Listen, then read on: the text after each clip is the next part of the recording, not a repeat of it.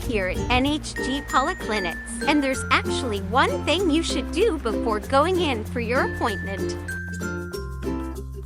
Just go into the NHG Health app, look for your appointment, check for any symptoms you may have, and register to obtain your queue number. Simple as that. Oh, Akong, do I have to take my blood pressure before seeing the doctor? Actually, patients with conditions such as hypertension could use the self-held blood pressure machines to measure their blood pressure before a consultation, and even the BMI machine to measure their height and weight.